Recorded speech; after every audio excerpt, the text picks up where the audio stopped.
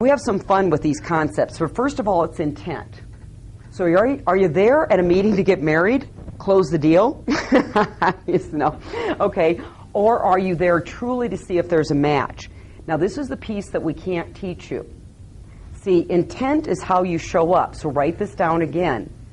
Lose the attachment to the outcome of the call. If you're showing up to sell, close, overcome objections, what kind of dynamic is that going to create? Adversarial, pressure, not a truth-telling conversation, a limited conversation. So this piece, it's mindset over process here.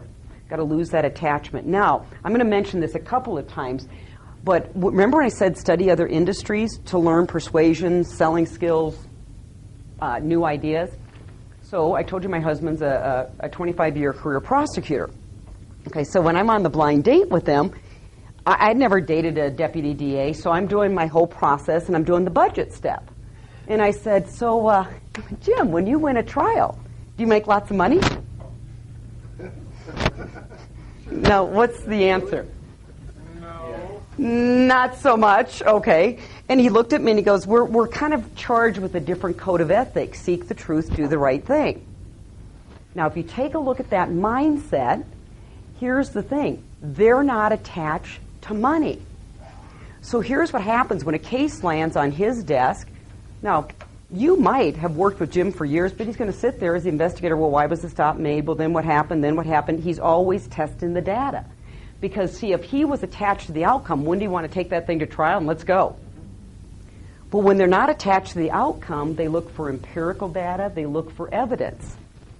And so it's only if there's enough evidence will we take this thing to trial. So I would ask all of you in the room, if you looked at your last 6 months, year, and all your proposals, and you had to present it to a sales jury of 12, could you get a conviction that they had a problem with storytelling, that they had a problem with this globalization, that they had a problem with sales?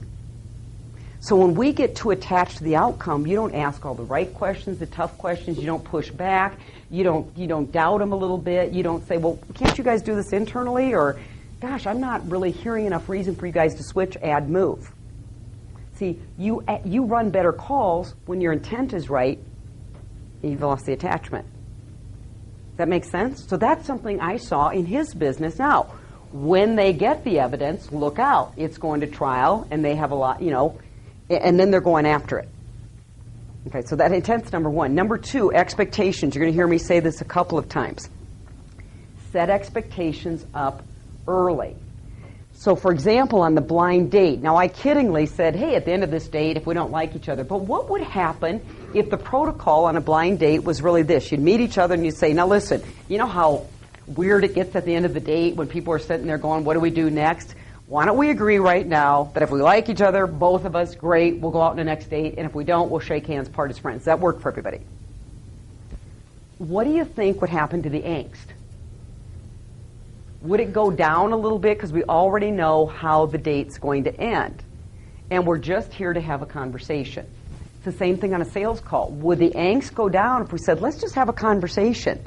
You and I are going to be able to figure out if we can add value or not. You and I can figure out if you got a problem that's big enough to fix and if we're the company to fix it.